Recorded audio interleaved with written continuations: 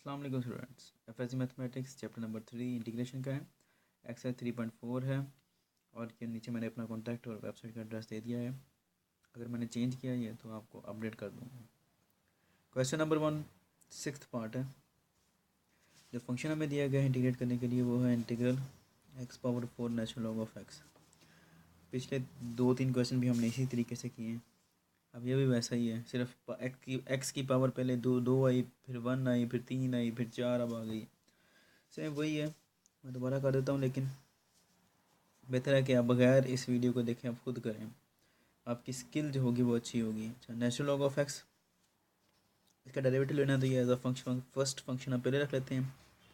x⁴ second function है, उसका हम इंटीग्रल माइनस फिर x⁴ का इंटीग्रल dx और मल्टीप्लाइड बाई डी एक्स, यानी कि डेरिवेटिव आएगा फर्स्ट फंक्शन का जो हमने नेचुरल लॉग ऑफ एक्स लिया था, डी एक्स आ गया। नेचुरल लॉग ऑफ एक्स ये क्या आएगा, पावर में एक ऐड और उसी से डिवाइड इंटीग्रल। अब ये वाला इंटीग्रल पहले सॉल्व करना है, ये वैसे का वैसे लिख दिया, इसको सॉल्व करेंगे। इंटीग्रल को क्या आएगा, वही x⁴/5 into natural log of x का डेरिवेटिव क्या आता है 1/x। ये कैंसिल आउट हो जाएंगे।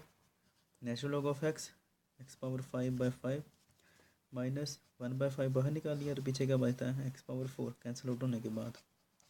ये x⁴5/5 आप पहले भी लिख सकते हो नेचुरल लॉग से, क्योंकि ये मल्टीप्लाई हो रही है। माइनस 1/5, इसकी अगेन इंटीग्रेशन वही आएगी जो पहले हम करके हटे हैं, पावर में एक ऐड और उसी से divide, plus c constant of integration. Last step है